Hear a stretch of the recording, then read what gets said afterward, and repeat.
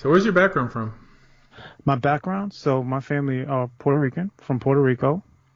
My mother and father are second generation living in the States from Puerto Rico. But I have Jewish heritage. We brought up Catholic and went back to my Jewish roots when I was 19 and started attending Messianic synagogues. Hmm. My family's from Colombia. I may have Jewish heritage. I don't know. I converted to Judaism probably Mm-hmm. over 20 years ago. For that, I was a Christian. I went Mm-hmm. to seminary even as a Christian. After spending a few years there, I came to the realization that Jesus or Yeshua wasn't God or the Messiah, and then I felt that I was forced to become Jewish then. And that's what I Mm-hmm. did. I converted to Judaism. I moved to Israel. I learned in school there, in yeshiva there. I've been teaching Torah online on the side for a while now. Yeah, Yeah, I've watched a lot of your videos, man. cool. A lot of them. Yeah, yeah, a lot of them. I'm familiar with your perspective, man. I find it really interesting. It's for sure unique. Yeah. Most Orthodox Jews take a different approach to believers in Yeshua than I do. If you're familiar with my perspective, then you know that I don't view you as an enemy. Mm-hmm. If you believe in Torah and you keep Torah, then I consider you my brother. Although I am in the business of saying what's good for me is good for you, so I will encourage you to enter a more normative form of Judaism Mm-hmm. for the sake of your growth. I believe that if people remain Messianic, Hebrew roots, or Christian, I think it stunts their growth theologically and academically as Mm-hmm. well. That's just something that I've seen. I just haven't seen too many very knowledgeable Messianics out there. Yeah. Now, I wish there were. I just don't see them. Yeah. I think the Jewish Christian movement, their spokesman is Michael Brown and Itzhak Shapira. But Well, I mean, apart from, that's why these guys like Itzhak Shapira and Iltalki and all those guys have trouble with you because they want to come to you from a Kabbalistic rabbinic perspective in the sense of the rabbinic literature, right? Where you're just saying what is the first what does Torah Moshe say, right? Mhm. And that's why I think they have a harder time. You know, I saw your conversation with Shapira and Iltalki, and a lot of times you guys were talking in circles because you're trying to say what the text says. They're talking about what the rabbinic text says, and then you're actually Mhm. talking past each other. And I don't think they were too familiar with your perspective. Right. They're equipped to discussing Torah and Judaism with a traditional Orthodox Jew, and I don't consider myself very traditional. So what do you believe? What do I believe? So, I believe that Yeshua is the Messiah, that he is the visible image of the visible God, right? I believe that he is the goal at which all of the Torah aims, and that the fulfillment of the Torah is found in him. But it doesn't mean an erasure of the Torah, right? It doesn't mean that the Torah has somehow not have applicability or validity for believers in Yeshua. It remains valid and speaking into our lives. But Mhm. I don't believe that this new covenant, right? This new covenant perspective finds its ultimate identity in Sinai. I believe that it's Mount Moriah that has more of an effect on the new covenant believer, Mhm. attaching itself to Abraham Avinu. So can the Torah stand on its own, or does it require accepting the Jesus narrative? Well, so this is one of the things where you and I would sort of disagree with is that, you believe in that, hey, if somebody can be completely ethical if they have the first five books, right? If you have Genesis through Deuteronomy, you live that, you can be an ethical human being. And while I agree with you, it'll make someone better if you live by that. I don't believe it addresses the heart condition of a person that's broken and a man that's bogged down by sin, tainted, right? We each go our own way. I'm from the streets. I'm a volunteer chaplain at the PA State Department of Corrections, looking to get a full-time position. I deal with a lot of youth ministry, things like that. I know what a man left to himself will do. And I really believe that it's the change of the heart, right? It's the circumcision of the heart that Moshe talked about that is the real change that brings about the individual to allow us to walk in God's ways. You mentioned And sin, this but is the you but this is mentioned the decision that Abraham had to make, right? When he was called, he had to make a decision to live this way, and there was a change that happened in his heart. to be honest, the notion of the heart really means changing your mind. Ultimately, that's what Teshuvah is built on, getting back on the right track. You mentioned sin, but sin is really the lack of keeping mitzvot. What the Yeah. New Testament calls it works. Hmm. So we're talking about the same thing here. Doing the Yeah. right thing. What's the right thing? What God requires of us. And that's what Torah addresses. Now, what Christianity brings to the table, or the New Testament brings to the table, deals more with spirituality, a level of spirituality that it itself requires that one has to accept some atonement, some sacrifice in order to be made right with God instead of just keeping God's commandments. Now, but the reason I say that's a different level of spirituality is because the Torah level doesn't mention that. The Torah, at least from the literal perspective, just tells you what to do. It doesn't even tell you what keeping these commandments actually accomplish. It just tells you to do it. Now, it seems like the New Testament tries to fill the void. It's a bit ambiguous. Some sections tell you to keep laws. Another section tells you that it's all about grace. But I think they exist in a tension, right? I mean, none of us would say that just a sole belief in Adonai and of itself, off in a mountain, right, to yourself really is anything, right? I would say it's not just belief in and of itself, right? But it's a belief that has to be produced with action. And this is the new covenant faith, right? That's founded in the Torah and the prophets and the writing. I mean, it's not something that's different, right? I don't see a distinction between what was taught in the Hebrew Bible versus what's taught in the Brit Chadashah, right? That when somebody comes to Yeshua, it's not just the belief in his existence alone, but it has to be the commitment to walk after him in his ways as the rabbi, as the leader, right? So it's not just that, this sole belief is something that has magical powers to transmit a person from unjustified to justified, but it is the person's inclination to Yeshua, right? And an obedience and a faith that walks after that. Not that we're adding to the gift of what is Messiah's sacrifice, but that one who comes to him, his life will produce the works that is in it, right? So if Bnei Israel at the bottom of the mountain say yes to the Torah, yet they never produce works in keeping with what the Torah required, they would die in the wilderness, which is what happened to that first generation. There's a national obligation, and then there's a personal obligation. So it seems like the New Testament only addresses the personal one, not the national one. I'd say that's kind of wrong. I mean, when you go through Romans, it speaks about the national salvation that will come to Israel that's never left alone, and it speaks about the nations coming into that. And yeah, so it does happen on an individual level, but the prophets in the Hebrew Bible made intercession for the nation on an individual basis as well, and they spoke on behalf of their own sins. David in Psalm 51 asked the Lord to create in him a new heart, right? That he would create this heart inside of David, right? That David's not it a is prophet. Something that begins what God does. Well, David did give prophetic utterances, though. He did write things that were thought in some commentaries that were prophetic, right? Wait, hold on. Okay. The role of the prophet, right? Hold on. Right. Go ahead. So the role of the prophet, at least people who appear in the books of the prophets, are people who give a national revelation. And meaning that the New Testament requires personally accepting him as your Lord and Savior, and on, it means that it's really delivering a different message. The Torah deals with the national, and the New Testament deals with the personal. The reason why the New Testament deals with the personal more than the national is because when the New Testament really took off, there was no nation of Israel. As a matter of fact, when Jesus came on the scene, you were dealing with an oppressed, occupied nation. They had no sense of themselves. This is why there were actually no prophets back then, because they were already in exile, even though they were in the land of Israel. So it's two different narratives. I'm not against the personal.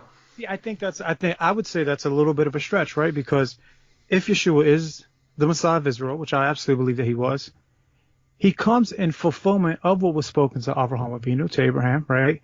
That he would become a father to many nations, right? So that the actual message of what becomes the Torah being given to Yisrael, the calling of Avraham, is a wider acceptance that the whole world will come into the knowledge of the God of Israel. So we do see an adaptation of what happens, right? We see a widening of the lens, but it didn't change in the time that Israel left Egypt. There was a mixed multitude at the bottom of the mountain that said yes to the Torah. So while I do agree that there is provisions given on the individualistic basis from the New Testament perspective, that, hey, it is speaking to individuals churn now, right? But it also addresses households and nations coming to him. And there's prophecies about nations coming into the fold also.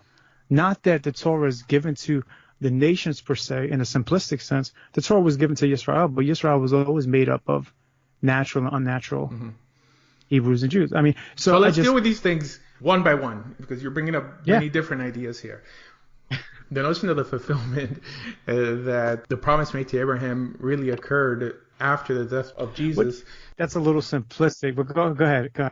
I'm starting there because that's the first point I heard in the last 3 minutes. Yeah. First of all, the Christian community hasn't identified with Israel, like maybe to the last 30 or 40 years, where Christians of a Mosaic persuasion came on the scene.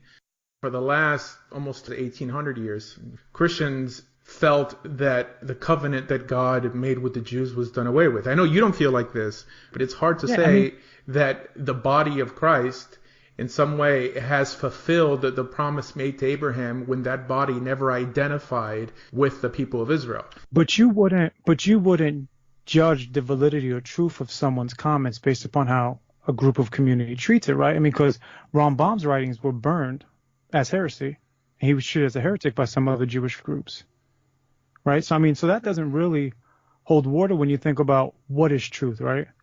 So the Christian community's embrace or disdain to the Torah isn't really, I don't think it really seals the deal for us. I don't understand your point. You're saying well, my point is that, so even if people are Christians, right? And so you believe the writings of Rambam to be basically true. That's basically how you lean halakhically, correct? Not necessarily. Well, the Rambam is just a codifier of laws. I mean, and you lean more towards that way. I don't consider myself a Rambamist. The Rambam was a Rishon. He makes mistakes and he brings down laws that aren't actually halakha. So you have to give a better example, like, bring down the Mishnah. What appears in the Mishnah. Like, do I feel like what's in the Mishnah is laws given by the court? Yes. I'm just saying. My point is just that the wholesale adoption of the group of doing something right or wrong doesn't mean something is true, right?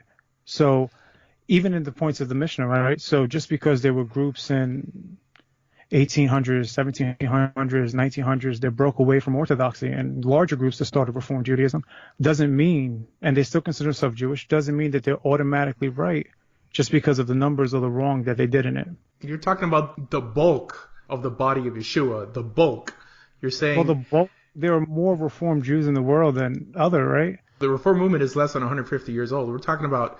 I get that. Since its inception, the church did not identify with Israel. Look, and I'm not a defender of the church either. I don't want you to get that you're claiming idea either. That the church is fulfillment of prophecy. No. That's not what I said. I said the nations coming in to worship the God of Israel as fulfillment of prophecy. That's so the not fact what it says. It says that he will be called father of many nations. Yeah. Unless you're saying that the nations becoming Christian is a fulfillment of Genesis chapter 12. Well, see, I try to stay away from some of the terms of Christian because it has so much baggage over 2,000 years, right? You could have follower of Christ. I'm sorry. Yeah, follow Christ, follow a Messiah, I mean, I just think using it in a 21st century sense can be problematic for us. All right, so it's not a fulfillment of prophecy. Well, I think that when the nations, right, come into the knowledge of the God of Israel, when they come into knowing Yeshua, that is Abraham becoming a father to many nations. All right. And the New Testament is clear on this, right? Ephesians talks about those who are far off. They're from the nations. They're Goyim. They're Gentiles. They come close to the covenants. What covenant, right? We're talking about the covenants in the Hebrew Bible, and that is the prophetic fulfillment of that. But that's why it's in the New Testament and not in Tanakh, because the covenant deals with doing something and being obedient to some law. All right, well, but I've never said it doesn't require doing stuff or living that life. Hasn't endorsed any of the laws. I'm not saying the church nowadays. I'm saying it's hard to see the body of Christ to be in fulfillment of anything in Tanakh when Tanakh required obedience. I didn't really say that the church or Christendom itself is that. I'm talking about the people coming into the knowledge of the God of Israel, the word of the Lord going forth from Zion. That is what I see as the fulfillment of prophecy. Do people make mistakes along the way? Absolutely. But ultimately, going forth is a fulfillment of prophecy being made. All right. So the Hebrew roots of Messianic movement is really a drop in the bucket to Christian history in general. And again, I'm using that word because I don't know what word to use. Absolutely. I mean, well, the modern manifestation of Messianic Judaism going back to the 60s, 70s out of the Jews. Yeah, that's so you're talking about the 30s and the 40s. Expression. Okay. Well, so there were Messianic movements, whether they define themselves as Hebrew Christians, and they were Jewish believers that believed in Jesus that existed all throughout history. I mean, there wasn't a time where there weren't. Did the numbers get very small? Absolutely, but they've always existed. But the modern expression as we have it, it's 40, 50 years old. Well, you can compare that to Orthodoxy versus Reform. If there were believers in the Torah covenant and Torah keepers in the 1800s who believed in Yeshua, they were so minute that history doesn't record them. But I wouldn't say history doesn't record them. I mean, they do exist. They are. Their history does record them. So, I mean, look, and I don't think, I don't think we would rely for numbers, right, to find out if somebody's absolutely true. I mean, we wouldn't do that, right? Islam has more numbers than all of Judaism. If Fine, you're claiming you know? that something is a prophecy or something is Yeah. coming into light, then it would have to be more than 1% of your people for it to stick. Well, I mean, that's kind of like, you know, a presupposition that you're making. So when we look at the Torah, right, is the Torah just about wearing tzitzit and keeping Shabbat and those things? I mean, isn't there a wider applicability of the Torah? Which are some of the things we need to think about, right? How? What do you mean? Is there not the morality to treat people fairly, right? To take care of widows, to take care of the oppressed. Those are all laws within the Torah. Agreed, absolutely. Okay. But remember, the nations weren't given what becomes identity markers for Israel in the New Covenant. So a lot of what becomes related to it, they don't do.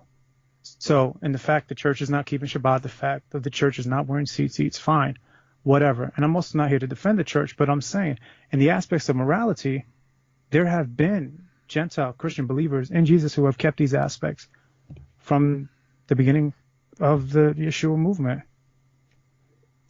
Okay. So I think you know, when we approach the text, we need to say, who is this given to, right? And look, and I think there's a big difference, and this is what would separate me from a lot of Messianics, is that I believe there is a difference that all believers, everybody who comes to Yeshua, has the same spiritual responsibility to God's word, but may not have the same geographical responsibility. Geographical or physical? Geographical, physical, either way. I mean, so in terms of keeping the Sabbath. And yeah, because they don't live among Jewish people, and they don't live among Israel. Well, the Torah doesn't make that distinction. The same God who said not to murder is the same God, basically in the same breath, who said keep the Sabbath. So my question is this: how was the Lord able to judge Sodom and Gomorrah? That was before the Torah was given. There's a lot of things that we don't have the answer to. It's very healthy to say that we don't know. What's wrong to say is, I know what it means, and if you don't accept my interpretation, then you're wrong. I have no problem saying that I don't know what God judged Sodom and Gomorrah by. Now, the rabbis have an answer for everything. Of course, yeah, they do. It's all conjecture. They believe in the 7 laws of Noah. I also believe in the 7 laws of Noah, but I don't believe 6 laws were given to Adam and the 7th law was given to Noah. I think it was developed by the court, right? But that's a far stretch to tie in the body of Yeshua or the followers of Yeshua to an extension of the covenant, even a fulfillment of the promise made to Abraham, and then say, oh, well, they weren't bound to keep ceremonial laws. When God makes no distinction between ceremonial and ethical laws in the Torah, the same God who gave the ethical is the same God who gave the ceremonial. If you feel bound to the ethical, you should also feel bound to the ceremonial. See, I don't think that's what we see in the New Covenant, right? And I don't think we see that in the Hebrew Bible either, because the whole entire world is not being judged by identity markers that are solely given to Israel. Yet within Israel, there are foreigners who join them, who become part of them, who live amongst them, who live with them. They weren't tzitzit, they're keeping Shabbat, they're being judged by all of the laws that are inside of the Torah. First of all, we don't know that God is not judging the entire world by the Torah, because Tanakh doesn't say. The closest thing we do have is Nineveh. It seems that God is judging a nation by more than just 7 laws. I'm not going to speak with how God judges the nations, but it seems that God only has one standard in Torah, and that's the give or take 613 commandments. No, I mean, I get that you see that. For me, I see something different, right? So, I mean, I would ask you this, right? In Exodus 25, Moses is on the mountain. He's getting the directions for the Mishkan, and he's shown the Mishkan on top of the mountain, right? And so I know you're weary about these metaphysical things. You don't think you can really get a solid grab on that. It doesn't literally say it's made after that. The pattern that you see, right, the pattern right. on there, right? Yeah, but that doesn't mean that so there's a pattern, it existed on the mountain. Seen, right? Well, that could have been a diagram so you don't think carved. It actually existed on the mountain? Hold on one second. According to what it literally says, it could have been carved on the mountain. To assume that the whole temple existed up in the clouds is kind of a far stretch, instead of saying, build it in the way that I showed you on the mountain. Now, this isn't just a Christian belief. The notion of the temple coming down from heaven, I mean, Rashi teaches this. I'm just trying to stick with what literally appears in the Torah. Literally, it doesn't say that there's a whole temple. I guess temple is not the right word. Mishkan, sanctuary, up in the heavens. Pattern shown you on the mountain. I mean, we could disagree. No, for sure. Pattern is one thing. Saying that, I definitely believe that it was seen. See, I think where we kind of have an issue, and I think from what I've heard in your videos, and I respect the work that you do. I really do. I think the dialogue doesn't happen enough across these religious boundaries, and I appreciate a lot of what you teach. I think where you and I would have a disconnect is, I do believe that God's word is progressively being revealed, right? That as God speaks to the prophets and as he goes down into the times, and I know you disagree with that big time, right? That you would say the prophets are always looking back to the Torah, right? And always calling them back. But I do believe that there are progressive revelations in what exists in the Torah. Well, there's no way to safeguard Judaism if you feel like that. Your religion could change next year, and it could keep on changing until it doesn't resemble what you started with. So, well, I think it's only bound to change based upon what God reveals to be adapted and changed. I mean, rabbinic Judaism is not biblical Judaism in the sense of a Judaism that was practiced when the temple stood, right? I mean, and it doesn't claim to be. I mean, I get that, and I completely get that. But what I think, is that there are differences that exist in the 21st century rabbinic Judaism that exist. That weren't there in the times of David or in the time of Moses, right, in the wilderness. Or it wasn't time in the exilic period, right? The Judaism, rabbinic, that is practiced today is different based upon the authority of Chazal, right? To make rulings and judgments. That's your perspective. See, my perspective is that as the prophets come along, that they themselves are doing the same thing. So we kind of be tracking that they're calling people back. But that when Yeshua comes, that he gives his authority to his disciples, and his disciples become the ones who sit on the seat of Moses. Wait, hold based on. upon Luke chapter 7. But you're saying two different things now. You're saying that you believe in progressive revelation, but I do. But if that was true, then why are you trying to reinterpret verses in the Torah to say that even before this progression came along, this idea was already in play? Which idea did I say was already in play? No, what I'm saying is that... You're saying that these are all foreshadowings to what was later revealed through the New Testament. So you can't say that all these things were from the beginning and were also a progression in our revelation. It's either one or the other. So this is something that Rabbinic Judaism doesn't do. And say, like, you know what? I guess to be honest, there are some rabbis who do very silly things. But to say that a rabbinic law developed 2,000 years ago is in some way shown to have existed before the Torah was given, that's the same thing that's the same thing that you're claiming now. You can't have two. You can't say that you believe in progressive revelation. Progressive means that it came later and still used the Torah and Tanakh as the basis for your theology. You would have to acknowledge that it's new. It's still building on top of, right? I mean, so when the prophets come along, even though they are talking about concepts and ideas that can only be valid because of the Torah, right? Because of the initial revelation, the calling of Abraham, right? The creation of one God. I mean, there is a context and a narrative to the redemption history of Israel that it remains, right? I mean, you can't go outside of that and start talking about crazy things like time travel and things that aren't part of that revelation of the God of Israel to Israel, right? So as you go through the times of the prophets, I mean, it's still within the context of the calling of Israel. Yeah, we either have to rely on the Torah itself or rely on revelation by the prophets. You can't have both. You can't say that the basis of religion is the Torah itself and what is uttered by the prophets. You have to pick one. When did Christianity begin? Christianity began after a couple hundred years after Yeshua. I mean your theology, Christian theology. Christian theology? Is my theology Christian theology? Like, don't get stuck on the word Christian. And I'm saying the word Christian because I don't know what other words to say. Okay. I think they have baggage, right? I mean, if you want to say messianic, I mean, I'm cool with that. You were quoting Abraham, like you were quoting Exodus, and then you're saying, oh well, I do believe in progressive revelation. Why would you even have to quote any verse in Torah if you're acknowledging that you believe in progressive revelation and these ideas that's what I'm saying, were revealed by the prophets and not brought to us by Torah? I was saying that what I'm saying is that, and maybe I can say it again so that maybe it'll make a little more sense. From the beginning in Bereshit, from the beginning of Genesis, building up, God is constantly dealing with humanity, looking to redeem them. And when we get to the times of Joshua and the prophets and later on, there is no break in God still dealing with humanity. He's building upon that progressive revelation. That is my point. And so that when Yeshua the Messiah comes, he is still building on that. And him as the fulfillment of the Torah is allowed to do enactments, takanot, gezerot, right? These are what the rabbis are doing. I would say Yeshua, being the goal of the Torah, has greater authority than Chazal to make takanot and gezerot as far as the Torah goes. So what takana did Yeshua make? Look, you can talk about all the changes that Yeshua made to a lot of different things, right? When we go to the book of Hebrews, it says, No, no, because no. there is a change in the priesthood. I'm gonna get to that. Yeshua. Yeah, You're I'm gonna go quoting. around. Okay, all right. I'm gonna go around. Well, I said based upon the authority of Yeshua, Yeshua can bring takanot and Oh, wait a minute. Okay, right? hold on. Right? Hold on now. But let No, me no. just go to the Hebrews thing, and then I'll pop back around because I want to connect it, and then I'll let you go, okay? All right, go. Because it's important to the point. Hebrews tells us that Yeshua was a priest in accordance with the order of Melchizedek. The book of Hebrews tells us that because there is a change in the priesthood, of necessity there becomes a change in the Torah. There becomes a change in the law. That is not different than what Rabbinic Judaism is saying, that because of circumstances and situations and the way that history has played out, there is changes to the Torah. There are changes in application. The same way that Yeshua comes and fulfills the Torah, he brings the Torah to its not end but goal, that there are changes that are being made to our relationship to the Torah, not a responsibility to the Torah.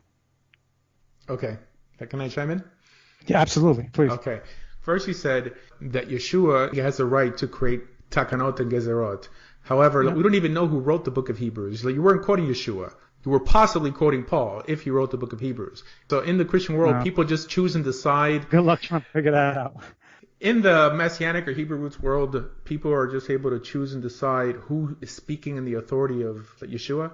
Because at least, according to the rabbis in the Talmud, they at least claim to have a line going all the way back to Moses, smicha going all the way back to Moses. But it seems that the body of Christ just picks and chooses what takana or what court could develop and establish takanot and gezerot as a form of progressive revelation. It's not even a takana, because everyone acknowledged that a takana and a gezerah are rabbinic commands. But progressive revelation means that you're building on the revelation given on Sinai. You're basically saying, thus says the Lord today. Yeah, I don't have a problem with Yeshua doing that. No. Because remember, Yeshua doesn't come outside the context of what's given in the Torah, right? I mean, but we're not talking about Yeshua. We're talking about the book of Hebrews and the book of Galatians and the book of Ephesians. Who decides, can a pastor get up now or a Messianic rabbi get up and progress that revelation further? No. Why not? It's been sealed. According to what? Absolutely.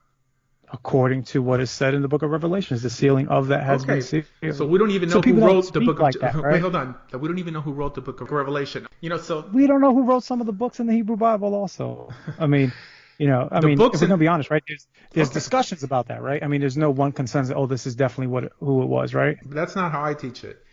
Yeah, I get that. Only authoritative sections in the Hebrew Bible are the commandments within the Hebrew Bible. And I'm sure you would acknowledge, perhaps even in faith, just like I believe it in faith, that these were given to Moses on Mount Sinai. That we can't disagree on. But that does not open the door to bring in books that we don't even know who endorsed, but the Catholic Church ultimately, that allowed it in the canon to say that this allows us to break the two commandments that appear in Torah of not adding or taking away of what God requires of you, i.e. commandments, just to say that because that statement was reiterated in Revelation, that now this is the real cap of Revelation.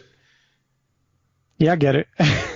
Look, I understand what you're saying. I just think that we're still missing the point that I think you're missing my point, is that Yeshua, who makes adaptations and changes to the Torah, is no different than what Chazal has done in the same time period. Yeah, but what? And there are changes and adaptations. We both agree that Rabbinic Judaism is not the same Judaism that was practiced by Moshe. It wasn't the same Judaism that was practiced by David. But they don't acknowledge it to be. But they also don't have the chutzpah to say that it's a fulfillment of what Moses said. They acknowledge that it's rabbinic, that the laws developed by the court are rabbinic, and a law could be developed today and ultimately abolished tomorrow if there was a Sanhedrin, there was actual smicha. But that's not what Christianity is saying. They're saying that we are not just a fulfillment, but an extension of Moses, an extension of Sinai, which ultimately ends in the book of Revelation.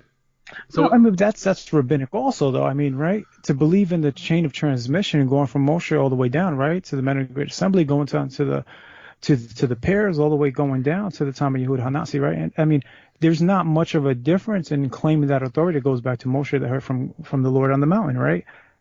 That's only regarding halakha. That has nothing to do with metaphysical issues. That has nothing to do with the destination of people's souls. I mean, it's two different messages between what's brought by Chazal and what's brought by the New Testament. I'm not saying that a Jew has the authority to exclude anyone from the fold of Israel if they keep Torah and halakha.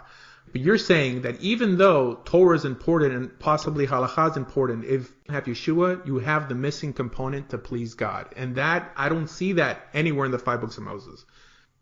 Yeah, look, this is the thing, right? And this is the biggest issue, right? That you are using solely the 5 books of Moses to make your final decisions, when I don't believe that the first 5 books of Moses are the only things that can be used to make the decisions. I think the whole revelation of God needs to be addressed and dealt with. Do you have any specific verse in Nevi'im and Ketuvim that in some way justify this point? That's good, right? I mean, we could probably have a debate and prepare for that, right? No. And talk about that. I just think that when the prophets are saying, we can keep it probably this simple, right? Because I see a lot of your conversations go this way, and I think when the prophets are saying, "Thus saith the Lord," right? When they're saying the Lord is speaking, I don't think it's any different than when the Lord is speaking on Mount Sinai or at any other point, right? I mean, there's no weakening of who God is when he's speaking. And I think that when he's speaking, he still continues to speak. When the prophecies come down of the Messiah coming, I believe Yeshua fulfilled those prophecies and walked in them. Him being the goal of the Torah, him being the goal of all of the revelation, that ultimately he has that authority to adapt the Torah the same way you believe Chazal adapts the Torah. I mean, I think one of our biggest disagreements would be the commandment of Lo Tasor, right? Does that really give authority to the rabbinic courts, the Sanhedrin, to ultimately make these decisions for Jewish life, halakha, all the way through? Mm-hmm. Well, we see that there are commandments that appear in Nevi'im and Ketuvim that don't appear in Torah that seem to be part of the civil law. In other words, they're not Torah law, they're social norms. Even minhagim were established by this court. There's always a distinction made. If people fail to make a distinction between rabbinic law and Torah law, then they become what's called a Baal Tosif, someone who adds to the Torah. And that's a big no-no. So that's a distinction between Chazal and the apostles, or at least how you're interpreting the apostles, that they felt that their words carried the same weight as words that appear in the book of Exodus. I mean, how can you run a nation like that? Now, there was no nation at this time. I mean, Israel back then was occupied. And this is why Christianity is really a form of exile Judaism, because it made no sense alongside the festivals, alongside the agrarian customs that Israel was used to. And it mystified everything, just like Kabbalah nowadays mystifies all of halakha, right? Yeah. But being that the Torah laws are agrarian in nature, why would the belief or the necessity in a Messiah come to play in such a society? It just seems that it's individual moral training. Keep these laws, and I'll bring rain in your season. I'll make sure that you see your children grow old, and on and on. In terms of having a personal relation with God that is built on a reward in heaven or a fear in hell, that's a much, much later concept that's not reiterated in Torah. Yeah, what I think is probably you said that the New Testament, how can you run a nation based upon the teachings of the New Testament? You kind of said that, right? You said that, correct? No. The theology of the New Testament. Being that the New Testament deals with the personal and the Torah deals with the national. But I don't think the New Testament was meant to run a nation. I don't read it like that. But if it's a fulfillment, the judicial system of Israel was the Torah, right? So I mean, I think what do you mean by fulfillment? Because I don't mean fulfillment as an erasure of what came before it. It erases what's before. And I know a lot of people do that. It's a form of erasing if you're saying that if you fail to accept your new edition, it doesn't even matter if you keep what came before. Yeah, I mean, we kind of have to disagree on that, right? Because I think that what these things are pointing to, ultimately do point to Yeshua ultimately. So Well, can you answer that question? Do you believe that if someone keeps Torah as well as a human being can, if he doesn't have Yeshua, then it's all for nothing?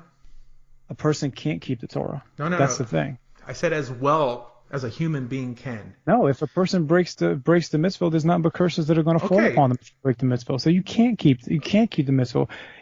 So can you give a yes? Present day. Yes or no? No, because it's not a yes or no. See, if a person cannot keep the Torah, right? And I know that you're trying to give this, degrees of observance, but the reality, Deuteronomy 28, right? There are curses if you don't keep the Torah. A person can't. I'm not talking about life after life, any of that stuff. I'm saying today in the here and now, if you cannot keep Torah, you are bound to have curses upon you, right? And initially, and this is going to take you back to my earlier point, without the change that God does inside the heart of humanity, a person will always be bound to be sinful and wicked. This is why David asked for a new heart. So can Israel ever please God to keep Torah enough, like if they can't keep it perfectly? No one, not Israel, not anybody else can keep Torah. That's my point. Can we do some things that are good? Absolutely. So the Torah culminates with, like you said, Deuteronomy 28. I would go back 27, 28, 29, Leviticus 26, that deals with exile and redemption. Yeah. Exile means that we have let God down, and redemption means that we repented and God is pleased again. We're not in our first exile. I mean, this is really, I guess you could say, our third exile. Yeah. If you want to include the Assyrian captivity. So we know that the 10 lost tribes, they let God down. God exiled them. They never repented and they never returned. However, the southern kingdom, the kingdom of Judah, was exiled to Babylon. They repented. We see this in the book of Ezra and the book of Nehemiah. They repented enough to please God to bring them back to the nation. So it shows that God never expected perfection. He just wanted you to try. That's why he says that the Torah is not in heaven, lest someone would say, who could keep it? It makes no sense. Those portions of repentance and being brought back to the land make no sense if there is no way to please God as a nation. Well, I never said there was no way to please God. I said there was no way to keep the Torah completely, right, or perfectly. Look, we can do, and I think I'm saying that you don't have to keep the Torah perfectly to please God. The Torah says that if you don't keep the commandments, if you break them, you are under a curse. That's as a whole. If you walk away from the commandments, you're choosing death than choosing life. That's a whole statement, Parshat Re'eh, to choose life, not to keep the Torah perfectly, but to choose this lifestyle. Why would God give people commandments he knew that they could never keep enough to please him? I mean, that would kind of be kind of a schizophrenic God. Just rationally, according to the Pashat, according to the literal meaning of the text, it seems like God gave them instructions to live by, knowing that they were never going to keep it perfectly. This is why we have ceremonies during the year that reset us, that give us an extra year of life on the land, because it all is tied into the land. That's how we know that God's upset at us. He kicks us out of the land when we fail to keep his commandments and fail the prophetic intervention, Deuteronomy chapter 18, and only after we repent does he bring us back. That's it. That itself breaks the Christian idea that God expects all or nothing regarding keeping. No, I don't think. See, I don't think that. I don't think God expects all or nothing. What I think is that the Torah and the commandments shine light not just in the judicial system of Israel, but it cuts deeper to the heart of humanity and shows the wickedness inside of human beings, that we would choose wickedness. So what happens is that life is given if you walk in it, curses if you don't. Any person that's true with themselves knows that they can't walk in it, so that necessitates a redeemer, a mediator, to speak on behalf of the people. Abraham did this for Sodom and Gomorrah. There is a necessity for one to speak on behalf of the nation and on behalf of the individual. Yeah, the Torah, the point of the Torah doesn't justify that concept. But the Torah tells you to keep the laws. It doesn't say like you're never going to be able to keep the law, so find a mediator to in some way settle the score with me up in heaven. Again, it's breaking from the agrarian norms that the Torah was given in to some spiritual level where the New Testament sets the rules. I don't think the Torah is preoccupied with the spiritual. It cares about the here and now. It tells you to do something. It doesn't really care how you feel about it. Also, the Torah doesn't really deal with personal punishment. It deals with the punishment of the nation. That's why we have the responsibility that if other people are not keep... No, go ahead. I didn't want to cut you off. That we have the responsibility that if we see someone behaving inappropriately within the land to correct the behavior, because we might end up being exiled.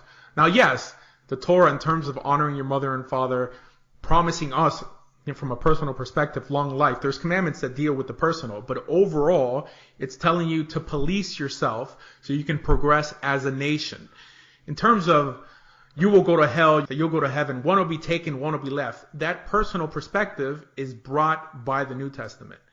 I get a lot of flack from a lot of people, when we talk about things, because I get asked, what do you think about the millennium, and what do you think about these end times? And myself, I don't spend too much time studying those things because I want to know how I could be a good father and a good husband today, right?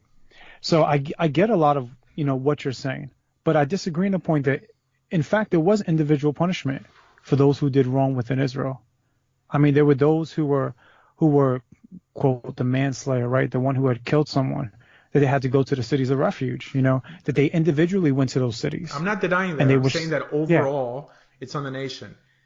Well, I think it's individual, and I think it is the nation. I think those who individually do the wrong, and then I think individuals can, on behalf of the nation, ask for repentance. Nehemiah did it, right? I mean, he asked for the healing of the people and of the land in the time of exile and the rebuilding of the temple. So I think we see. Hold on, I don't know the connection you're trying to make. Well, there were leaders of the people. I mean, Ezra was a leader, Nehemiah was a leader. They acted like the spokesman for the people. Now, what does that change? No, I'm just saying. You're just saying that it's only like the nation, only the nation. No, I'm saying that. Sure. But they were both judges, by the way. When Nehemiah and Ezra were both men of the great assembly. It's the judges, the priests, even the king, if there's a king, that speaks in behalf of the people. But that doesn't. I mean, the text doesn't tell us they're judges, though. Okay. History tells you they were judges. The text says that it was Ezra who brought them out of them. Yeah, but it doesn't say that he was a judge, that he was a shofet. Of course. Well, Ezra tells the men to divorce their wives. He's making judgments, right? I get that, yeah. But it doesn't speak of the. But I think the office of a judge, right? I mean, I don't really see Ezra and Nehemiah in the office of a judge. I know that in the text doesn't say it. That's something that's seen, but I don't see it like that. I see them making judgment, right? And they're reading from the Torah, and they're calling the people back, and they're doing that thing. But I think we got to be careful with these roles that we put people into anachronistically. That aren't just found in the text, right? The word shofet appears in Torah. Yeah, absolutely. And he was a scribe and a priest. I mean, I don't understand. Only because you don't have an image of them sitting on a court, what does it mean that there wasn't a court? Now, I'm not saying that the text explicitly says in the book of Ezra that there was a court, but he was the head. I don't understand the point here. Well, my point is that I think sometimes in Rabbinic Judaism, we look back over the roles of what Ezra and Nehemiah did, right? I mean, there are some within Orthodox that say, look, these guys were rabbis. Is that a position that you would hold? I mean, if you use rabbi as a descriptive term, yeah, but the title didn't appear too much later. Yeah. And that's kind of one of the things that I kind of try to be careful with, because maybe not yourself, but a lot of people say, oh, look, these guys were rabbis. Moses was a rabbi, right? As in the role of the rabbi that we find after the times of Yavne, right? We don't, it's not really the same thing. And I think when we add these roles. But why isn't it the same thing? I mean, it's just a descriptive term. Were they judges? I mean, that's what matters. Using them in a descriptive term is one thing. Saying there was an actual role of a judge in the time of Ezra. Oh, it's because they're making no distinction between rabbis today and rabbis back then. That's why. Okay, so that's fine. my point. Yeah. Okay.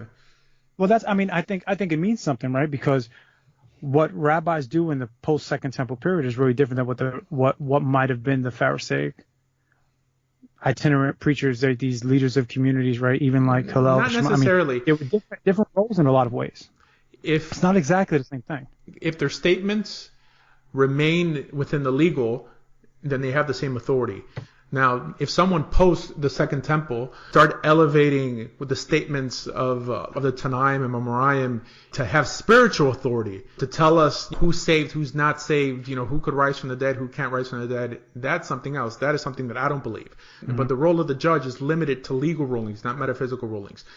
And I believe in faith that this court existed all the way back from Moses, that the elders who went up to the tent of meeting with him were that court. I mean, it says in Numbers chapter 22 that God tells Moses to establish a court of 70 elders, with 71 with himself. This is why the Sanhedrin had 71 members. No, I mean, I don't have a problem with you saying that or feeling or believing that way. I just think that sometimes when we look back and we try to say, oh, these guys were rabbis the way my rabbi is down the street, I think that's wrong. That's an error and an issue, right? And I think that happens sometimes. Happens all the time. And you wind up reading more into the text. Trying to be I don't believe that. No, I know you don't believe that. Okay. I just think when people read into that, I think you're saying more than what's really there. Well, that's less of an issue than to exclude people from God's good graces just because they don't believe that someone died in their behalf. Look, I don't exclude anybody.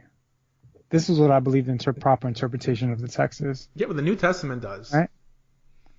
Well, I think the New Testament is a book that speaks and claims to speak on behalf of God, and I do believe that it is an inspired text, Right? and I And you believe that believe what in it it. says is true. Right? Yeah, So it I do. speaks for you. Speaks for me. Yeah, I mean, it speaks for me. Yeah, why Okay. not? I All mean, right. I rely on the words of what Oh, that's it fine. says. Yeah, I don't have an issue with that. But it doesn't have But to I do speak for believe you. that. But Because it you is. have a book But it that is. came before called the Torah that doesn't put such limitations on man. Well, I mean, that's a claim that you're making, but the Torah does kick people out of communities, Oh, for right? It does have sure, a for standard sure. for how people should live, right? Yeah, but it's a I standard that mean, we could so all agree on. But only Jews accept the Torah alone, and you've included another book. You have the choice to go back the to the setup. Torah. Huh? Yeah, What? I mean, but I've never left the Torah, right? If I believe that the Brit Chadashah, the New Testament, the New Covenant writings Yeah, but you said it's are, irrelevant. You said it's irrelevant if you don't have Yeshua. So you did leave the Torah. no, I didn't use those exact words. I What I abridged did it. say was that, Yeah, you abridged it and you modified it a little bit. Okay. If someone, right, a person cannot, my point is that human nature, right, that we in and of ourselves don't just want to keep Torah. We in and ourselves don't want to just do right, that man is going to choose wickedness. This is the reality. I've heard you say many times you're from the streets. You lived a life. I've lived a life. We know people who lived lives, right? Right. We know what we would do left to ourselves if we're honest, right? Right. This is why God loved the world so much that He gave us a higher standard to aspire to by giving us His instructions on Mount Sinai. What's that, That's Asher it. 3:16? That's it. That's Exodus 22. Look, I get it. Look, I understand and I get it. But I remember at any point that I'm talking to you, I don't say that Torah Moshe is irrelevant or that it's not applicable or doesn't speak to our lives or it's not the context for our faith. What I'm saying is that the culmination of all of that is Messiah Yeshua, and that's kind of what it rests on, right? So you're saying that if you don't have that key component, then it doesn't matter whether you keep the Torah or not, as it appears in the 5 books of Moses. Correct? No, I think it's better to keep it than to not. Absolutely, it's the best of a person's ability. But what I'm saying is that. But it's irrelevant. It's irrelevant to your soul that whether you keep it or not. I'm saying that you in and of yourself can't keep it. Okay. That's my point, right? So that's our disagreement. I mean, that's fine. Yeah, we can disagree with that. No, but that's fine. Can't keep it. Listen, if one of the Chachamim or anybody else can keep the Torah, please introduce me to this person. I want to shake his hand. So the better discussion is that does the Torah itself, the 5 books of Moses, justify that opinion? That God gave a set of commandments to man that He knew they couldn't keep, or keep enough to please Him. Well, I don't think that the Torah was meant to do that. The Torah wasn't meant to be solely this system or checklist of rules to do right. It was rules that were meant to govern a nation, which has stipulations and has other amendments to it, right? Things that change and get adapted in situations and circumstances, and that ultimately the whole corpus of that material gives you the heart of humanity, which is ultimately wicked, right? Knowing that we can't fulfill these things in and of ourselves. And I'll go back to David. David wanted God to do something on his behalf to create a clean heart in him. And this is no different than when in Messiah Yeshua. We ask Yeshua to create a clean heart in us. Moshe talks about a circumcision of the heart, not just a physical doing. I'm all for that, by the way. But I'm not for excluding others if they don't come to that conclusion or accept my interpretation. If they say, you know what, that sounds beautiful, but I'm just not convinced. I'm going to stick with this Torah alone. You would say, not good enough. That is adding to the Torah or adding to what God requires of man. What do you say? Well, it depends what you believe, what God has said to man in the Torah, right? Was the Torah meant to solely be this judicial system of this never-ending sin, exile, return, rebuilding the temple, destruction, exile, coming? I mean, we see that, right? But this takes me back to my point. If the pattern that Moses saw on the mountain wasn't just something carved on the side in an etch-a-sketch, but was actually something on the mountain, an actual one, which the book of Hebrews tells us it was. I guess we'll never know. Well, here goes the thing, right? Hold on. If it actually was one up there, then this cycle of constantly being good, being bad, exiled, returned, this cycle does have a point where it rails off. And the point of railing off is still based around the Mishkan, based around the tabernacle. You're doing a lot with a little because the text doesn't actually say that. I understand where you're going with this, but everything you've said from after whether you shall build the Mishkan in the pattern that I showed you up on the mountain, everything post that is conjecture. That means it might be true, it might be wrong. It's not enough to exclude people on the base of. Well, I know you believe that. But what I see in the text is something different, right? Something that points to something greater than just what we find in the judicial. I know Torah you commands, see that. right? Yeah, but what Yeah. gives you the authority to tell others that because you don't accept my interpretation of what appears in Exodus and what appears in Hebrews, that God no longer validates you as in the covenant? Well, I never said that. I never The whole said that. relationship So, is hold built on a All right, covenant. so yeah, absolutely. Listen, there will come. Do we agree that the Lord will judge every person? Wait, hold on.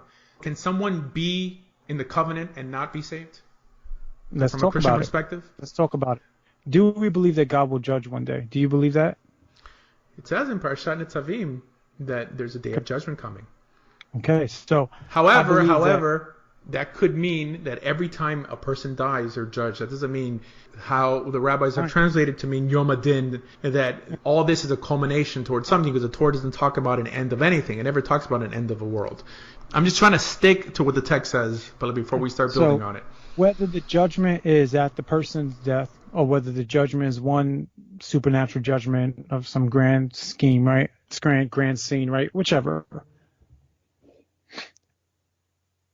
Right now, we are in a transitional period, right? That we have those that are of Israel, Jewish people, who've embraced Messiah, and those that haven't. Just because there are Jewish people who believe in Messiah doesn't mean that the Jewish people who don't believe in Messiah aren't in covenant with the God of Israel, because the new covenant doesn't erase the old covenants, the older covenants. But there will become a day when God will judge the people based upon their willingness to walk in what God has revealed. Mm-hmm. So you're saying that one could be in a covenant with God and not be saved ultimately from a Christian perspective? I think there are multiple covenants. Right? Wait, hold on. There's a Sinai covenant. I get it. And Abraham had a covenant, and the covenants build, and however you want to divide them, that's fine. Hold on. But we have this. Covenant just means agreement. That's fine. Go ahead. But the notion of the new covenant, that what appears in the book of Jeremiah, is speaking about the Sinai covenant. Can someone be in that Sinai? Does it say Sinai in there? He said the covenant he made with your fathers in the desert that they broke. Yeah, okay. Sure. So he glued it back together. My point is this, is that the point of that whole passage is that there needs to be a new covenant, a Brit Chadashah, right? Because of the way it was broken. And then God says, I will write my law upon your hearts. So the way I interpret that verse in Jeremiah is that new covenant that it's speaking about was made and was also broken. Every time Israel is brought back from exile, a new agreement is made, because it revolves all around the land. That I'm going to let you back into this land if you agree to keep these commandments again. That's your agreement. Now, the only reason they were allowed to make that agreement is because Teshuvah was fulfilled. So, yes, the new covenant was made and it was broken. Well, covenant just means agreement. There's going to be another covenant made when Israel is properly brought back to the land because they repent, and then we could build a temple and have a priesthood and a court. Yeah. So you really feel like that's the purpose of everything, just to go through this cycle of exile and that's return? That's what the Torah says. According to the Torah, there's going to be probably 100 temples and 50 exiles. Why not? I mean, that's a reading of it, right? I mean, it doesn't clearly say there will be 100 temples and there will be 100 exiles, right? I mean, it never gives an end of the to text, it, right? I mean, you're reading the text though in that way. You're interpreting the text in that way. If I give a number of 100, yes. But if I say that because the text doesn't mention an end, that for me to say, no, this is the culmination to 2,000 years later or 1,000 years later, that someone's going to put an end to this, that is adding to the text. That's creative writing there. Yeah. If we stick to the text, we can't say that someone who believes in sin, exile, and redemption, that whole process is perpetual. We can't say that person's wrong. Yeah, I mean, I'd see it's part of the issue that I have is with some of your perspective is holding on to the Nach, right? Holding on to books like Zechariah, right, that talk about the nations being brought in and celebrating this and some great end day culmination, right, of the nations coming up and all the nation and some great wars happening in battle. I mean, all these prophetic things that we see, you kind of give them a backseat to what the first 5 books say, as if it's not something that is spoken prophetically, or that Zechariah says the Lord says these things. Because I don't believe that is how it's supposed to be understood. Every promise and every curse is conditional. Now, why is it that the church, not just the church Jews choose to only hold true to the promises in the prophets and not the curses. No, the promises must take place, but not the curses. Only the curses are conditional. Nonsense. Both the promises and the curses are conditional. And we know, like even in the book of Jonah, that God tells Jonah that he's going to destroy Nineveh, to give that message over. He never tells him to repent.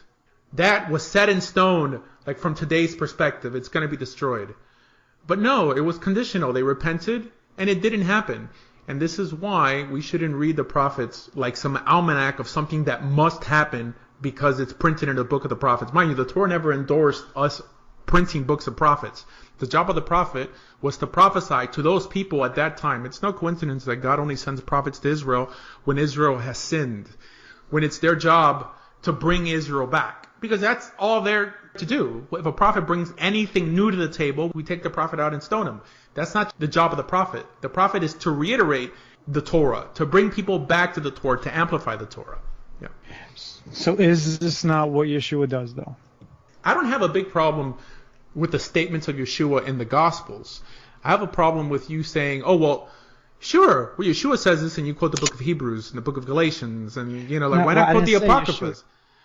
I didn't say Yeshua said what he said in Hebrews. What I said was that Yeshua had the authority to establish adaptations and changes of the Torah, right, in his context, in what was happening, right, with his ministry and the way that he was living and what he was bringing in. So he had the authority to do that, being the goal of the Torah. But you don't even know who and wrote now the book what of I Hebrews. did was, and then what's that? And then what I brought in the book of Hebrews was the point that the writer of Hebrews makes is that because there is a change in the priesthood and the change in the priesthood of Yeshua from Levitical to Melchizedekian, there of necessity needs to be a change in the Torah, an adaptation. And my point after that was that this is not very different than what we find in Rabbinic Judaism, adaptations and changes of the Torah. 21st century Judaism is not first, and it's not. There's nothing authoritative in Rabbinic Judaism that gives them the power to establish anything metaphysical. Everything you said in the book of Hebrews is metaphysical. First of all, you don't even know who wrote the book of Hebrews. It doesn't matter. We don't know who wrote a lot of the books of the Hebrew Bible too. I mean, they're all secondary about it. It doesn't really matter because they can't add to the Torah. But you're using a book that you don't even know who wrote to supersede all of Torah, because you're saying that this book explains the process. It explains that Yeshua is the culmination of all this, and if you don't have Yeshua, it doesn't even matter if you keep the law. Ultimately, for your soul, from a spiritual perspective. No, that's not. No. You're missing the point. If a person comes to Yeshua, right, and this has happened with secular Jews also, right? Secular Jews have come to Yeshua, and look, they've gone the other way also, right? But there have been those who are secular Jews who have come to Yeshua who have become more Torah observant in their life. And even the church, those who truly come to Yeshua, come to Jesus, they are going to be more moral and ethical in their lives based upon what the Torah calls them to do. This is my point. There's no, oh, I got my card punched by Jesus and now I get to just do whatever I want and live my life. I mean, that's not my perspective. Okay, but you're saying that if you had the Torah alone, it wouldn't be enough. I'm saying you can't keep the Torah. If you could keep the Torah. So why don't you just agree to it? Now, that's what you believe. Okay. If you could keep the Torah, it would be enough. Perfectly. If you could keep the Torah perfectly, it would be enough. Okay. I don't believe but you can't. That's my point. I don't think anyone who reads the Torah straight through would assume that God expected perfect obedience regarding his laws. No, I don't think anybody would get that either. But what God wanted is perfect commitment. This is why God himself could call people righteous. God considered many people righteous. I was just reading that First Kings about David being, after the Lord's heart. Okay. Right. Having to keep the law perfectly was never a prerequisite to please God. Now, perfect commitment to the Torah for sure. This is why he never said keep this law perfectly, but accept the law. That's what he wanted. Acceptance. Perfect acceptance. Now, keeping the law perfectly, for me, that would be a God unworthy of worship. Someone who would play such a trick on humanity that he gives you a law that for 2,000, almost 3,000 years, people couldn't keep. And now suddenly, when all these generations passed away, everything they did was ultimately in vain. Now the Yeshua comes. Now the redemption comes. Now the salvation comes. Kind of doesn't, Listen, there's always substitution, right? There's always atonement. There's always bloodshed on behalf of the sinners. There's not, you paint the picture like there's a big jump from what was given on Sinai versus what happens in Yeshua. There is no different, right? Well, the difference is that it's new. we're coming up to Pesach, right? If something appears in the 5 books of Moses, it's set in stone, and it says, don't add or take away from it. For some reason, when it says, don't add or take away from these commandments, you mean, except the New Testament. Now, you can add or take away.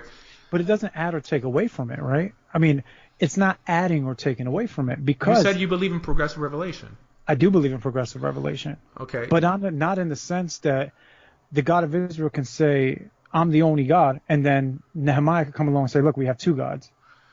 Right? And that's not the proper understanding of progressive revelation, right? So you're making a distinction between laws.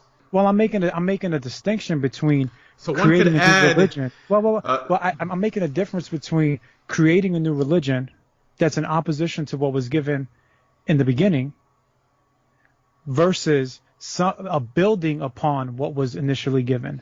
Isn't that a definition of a new religion? Isn't it a definition of a new religion? If you're saying that if someone kept... Judaism is a new religion. Wait, hold on. If you're saying that if someone kept the Torah as it appears in the 5 books of Moses, that wouldn't be enough to please God, isn't that the definition of a new religion? That one needs this addition in order to complete the puzzle. I mean, that's you would not need Messiah if you could walk in Torah perfectly. Again, that's our main disagreement. That is our main disagreement. Not that concept in itself, that concept is in some way mentioned in Torah. The concept I know exists in Christianity or amongst Hebrew rooters or Messianics, but it seems unbecoming of a good God, not to mention that it doesn't appear in the text, that God would in some way expect this from humanity after bringing them out of Egypt, speaking to them on the mountain, and ultimately laying down the pattern and the formula for exile, sin, and redemption. He should have mentioned, you know what? All this doesn't really matter. There's no point in mentioning exile, sin, and redemption because there's going to be a perpetual exile for you because you can't keep this law. No. I don't. That's not my perspective. My perspective is that Israel needed a judicial system to keep them as a people. That it was a necessity for them to live within the laws of the Torah. That they served the practical command, right, to call Israel apart as a separate nation, to bring about the Mashiach. That there is real intention that God had with giving the Torah, but in the giving of the Torah, there is a deeper message that God is getting across to humanity. Right, a foreshadowing. Well, I mean, you could say a foreshadowing, but that's not really the verbiage I would kind of want to use for it. I think it's God is cutting across down to the heart of humanity that you need God in order to be good. Right, it's a devotional perspective. That you can't keep Torah without him. I mean, show me the person who can. Show me the verse that required you to. That required you to what? It says you're under a curse if you don't keep it. To keep the Torah perfectly. It says we you're agree not... that if you break any of these mitzvot, you are under a curse. Can you show me the verse that says that if you break any of these mitzvot? Or it says that you don't accept these mitzvot? Yeah, it's in Deuteronomy chapter 30. Well, I'll find to see if you don't accept this law, then you're under a curse. But it never says if you don't keep any of these mitzvot, you're under a curse. That would be the key verse right there. Because I just want to look at the whole entire passage and see. Let's go to Deuteronomy 30 real quick. Because I think this is where you and I find the biggest difference, right? Look, I'll keep looking at it, and we can keep talking about that. But I mean, the understanding is that he wants you to keep these mitzvot, but not that if you don't keep every mitzvah perfectly, well, it's all for naught. I know it doesn't make sense to you either. Because there's no other aspect in life that you would apply that algorithm to. Why? Because it doesn't make any sense from an ethical perspective. There's no way that a good God would say such a thing if you don't keep every one of these mitzvot perfectly. I mean, that's something that you're saying, right? So it does make sense to you. Is there any other area in life that you'd apply this algorithm to? Yes. So it says, "Lishmor la'asot et kol mitzvotai." It's all of my commandments. Yeah. If you don't accept the commandments, all of my commandments. No, it says, "V'haya im lo tishma b'kol Adonai Elohecha lishmor la'asot et kol mitzvotai v'chukotai." It's really all. Right? Hold on, let me translate.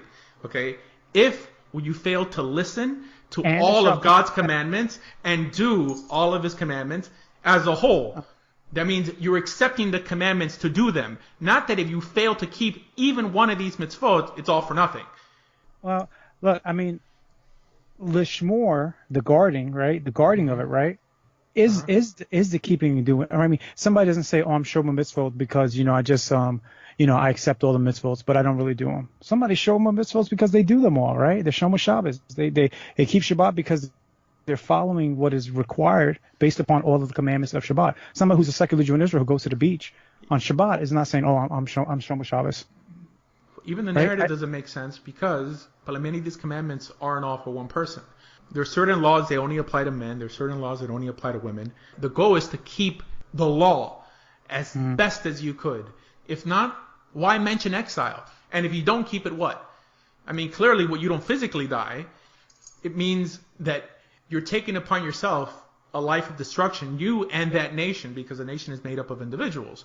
Right? But to assume that this is talking about, no, personally, that your soul is destroyed unless you have some mediator, some redeemer to make you right with God. And I'm pretty sure you don't believe that when someone accepts Yeshua or his sacrifice on the cross, that this automatically gets them to start keeping more mitzvot.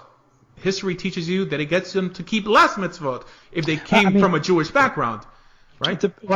Maybe. It depends. Depends what period you're talking about, right? We have a period of forced conversions. We have a lot of periods of a lot of different things in Jewish history. All right, so even nowadays, it's happened. But if an Orthodox Jew accepted the New Testament and moved into a Messianic synagogue, would he automatically start keeping more or less mitzvot? It depends. Depends on the congregation. Okay. Yeah, can you mention one congregation besides your congregation? Besides my congregation, that would what? Where they would keep more mitzvot? Yes. I know synagogue in Long Island where people would want to observe the commandments. So we don't run around telling people, "Oh, go ahead, eat ham," right? Go ahead. When was the last time you heard a Messianic rabbi give a speech of shatnez on the prohibition? No, I mean honestly. No. Okay. No, it doesn't happen. Well, Orthodoxy is preoccupied with even the smallest mitzvot. I mean, for those who don't know what we're talking about, what shatnez is a mixture of wool and linen. Clearly, if someone becomes a Messianic, he takes many steps backwards regarding keeping mitzvot. I think that's a big jump, right? I don't think it's a necessity for someone to take many steps back, right? Just because people make mistakes, it doesn't, or that they're dropping the ball on some aspect of Torah observance. See, we think the goal is Yeshua is the culmination of it all. You figure that the body of Yeshua would be keeping the commandments better than those who didn't have Yeshua. But are the commandments? So then we have to say, are the commandments of the Torah? Is every single commandment on the same level as the other? God doesn't make a distinction. Now, I make a distinction, but God himself doesn't make a distinction. Well, Yeshua makes a distinction too, so you're in agreement with Yeshua. Right? Well, he says there are weightier matters of the Torah, and there are matters of the Torah that are not as weighty, right? And there are aspects of the Torah that relate to the Jewish nation as identity markers. Now, there are people who are part of my synagogue who are not Jewish, who walk the life of Israel, right? Who are not ethnically Jewish, but they live the life of Israel because they are geographically, physically living in the Messianic Jewish congregation. Yeah, but I'm not excluding them. No, I get that. I get that. What I'm saying is you're talking about like generations of what would happen in Messianic communities of less Torah observance, right? Our synagogue is not the only synagogue that's like that. There are other synagogues where people are walking in the mitzvot, right? Yeah, but that wasn't my point. See, my point is that if someone came from Orthodoxy today and they entered the Messianic community, that would they keep less and more mitzvot? They would keep less. Well, I think it would depend what you think about the mitzvot, right? Well, there we go. Do you believe, right? So I know you don't believe that the oral Torah came from Mount Sinai. I know that. I don't believe that either. I do believe that there have been Masorahs, traditions that have come alongside the Jewish people in their history and that have become authoritative and speaking into the lives of the community. But I don't believe that we're judged by those binding rulings that have come in Jewish history, right? I believe that only what's binding is what's written in that sense. That's fine. So, yeah. It's a non sequitur. It does have a point because you're saying, would somebody who's Orthodox come and do less or more mitzvot, right? I mentioned shatnez, and then you said that you make a distinction even between laws in the Torah, right? And I'm saying that the Torah doesn't make a distinction, although I make a distinction. I didn't even mention rabbinic law. No, well, I think, when you ask me if somebody who's Orthodox, they keep rabbinic law. So, of course, if they come to our community, they'll probably be participating in less rabbinic law. But we wouldn't say that you're just free to not observe Torah law. right? But you and I would both agree that much of what the Torah commands, the Torah mitzvot, we can't keep them, right? A lot of them are based upon the temple, sure. based upon the land of Israel, the pay of the corners of the fields. Much of, you go through reading the Mishnah, first beginning of it, right? All that talks about the blessing for the seeds and the land. All that has to do with Israel. Someone's not going to keep that. But are there rabbinic laws that Orthodox Jews practice as interpretations of biblical law that they might drop? And yeah, that probably will happen. But there's I didn't mention that. I'm speaking on the level that applies to you and your congregation. I mean, I'm not even trying to justify rabbinic law here. They would walk. We would encourage them to walk in more. People make their own decision, right? Yeah, but they would still keep less. If the fulfillment of it all, if the group that fulfills it all keeps less than the group that's walking in some irrelevant pattern for 2,000 years, then you figure that group would keep more laws, but they keep less laws. I'm just saying, the group that's a fulfillment of it all is not so religiously impressive. No, I didn't see. I think you're starting with an understanding of the text that the goal of Torah is mitzvot. I'm saying the goal of the Torah is Messiah, and Messiah empowers us to walk in His mitzvot. That's what I say. Well, the Torah says constantly, many, many times, that if you keep my mitzvot, my hukim, mishpatim, it says then I will do X, Y, and Z. It never mentions if you accept my Messiah, at least literally, because I know that the Messianic community has established certain foreshadowings that aren't literal, but that point to what their New Testament justifies. But literally, it seems that keeping mitzvot is everything. Yeah, no, I mean, we'd have to disagree with that. Look, I don't think that the observance of God's way, the Torah is something that takes a back seat to someone's walk in Messiah. That's not the point of it, right? The same way that David needed to come to the Lord to be created a clean heart, the same way Israel had to have circumcised hearts is the same way. And I'm saying again, is the same way that we come to Messiah today. That the fact that the sacrificial system has been done away with, that the temple no longer exists in a practical sense, points to something outside of itself. I'd say that Moses seeing that Mishkan on the mountain points to another priesthood that predates. It doesn't say that literally again. Well, I mean, there's a lot of things in rabbinic that's not said literally. I mean, I could bring you to my house, right? And show you a picture of a Bugatti, and then outside bring you pieces of wood and tell you, okay, build this Bugatti out of these pieces of wood from the pattern you saw inside my room. That doesn't mean that I have a Bugatti in my bedroom. I'm just saying. No, I get that, but you are restricting the text to only say what it says in that chapter. You're not allowing the whole corpus of the material to speak, right? Because the book of Hebrews does say, look, there is a Mishkan in the heavens, right? And I get that you don't believe that. Okay, I know you don't believe that. I know you don't believe in it. And look, I understand that. But I'm saying you can't just disregard that the belief in there being an actual Mishkan in heaven is a first century Jewish concept. That's not what I'm saying. I'm saying that it's not obligatory to believe. It's all about optional beliefs and obligatory beliefs. I can exclude someone because of an optional belief. You're ready to exclude everybody who's missing Yeshua based on an optional belief. Brother, I don't exclude anybody. The Lord is the New judge. Testament. Okay. All right. Look, I think it's a little bit. I think it's a little kind of, it's kind of hard when you say that I'm the one that's keeping people out of the kingdom of God, right? You're ashamed of the New Testament? I'm not ashamed of the New Testament at all. So I have no problem. All right, so if the Torah prohibits something, I have no problem with you saying you prohibit it too. I'll be like, for sure, that's what the Torah says, and I follow the Torah. Okay, but if I tell you something that the New Testament prohibits or endorses or excludes others by, you keep running away from me and saying, I don't do it. No, I don't run away from it. This is the thing. I am not the judge for every single person. You could line up 100 different Jewish people in the world, and I can go across them, and I can't say, "Oh, what do you believe about Yeshua? Are you in? Are you out?" And I can't go down the line and see the heart of the person, how they stand before the Lord. The Lord is going to judge them. But if you ask me, if someone doesn't have the Son, they don't have the Father, then I would say, yes, absolutely. The New Testament teaches that. But I can't go individual person to person and say, look, you're not in, you're not in, you're in, you're out, you're in, you're good, you're bad. I can't do that. And that's the difference. Well, you could, right? On the basis of the New Testament, if you believe it as to be the Word of God. I can't see where people stand before the Lord. The Lord is the judge of the hearts of the people, right?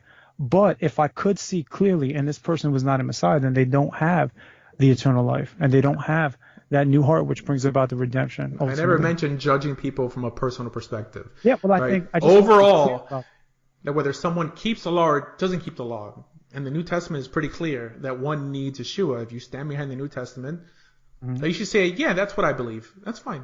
I mean, yeah, but like, it is what I okay, believe, but it kind of sounds like, it almost sounds like you're trying to make me the judge of the person when it's not really my I'm not trying to do that. Yeah, no, I get it, but people might hear that, right?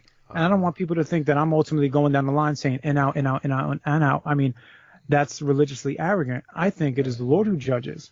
Fine. But the New Testament is very clear that if you are not a Messiah, you don't have life. All right. Because man can't keep the mitzvot. Got it. All right. So we will end there, and at least we've achieved clarity. Well, it was good. Can you tell people your website? Yeah, so I am the Associate Rabbi of Congregation Bethel Gibor. The website is bethelgibor.org. It's the House of the Mighty God. And my Facebook is Rabbi Eduardo. Cool, man. I appreciate you. Appreciate you, man. All Thank you so much. All right, take it easy, bro.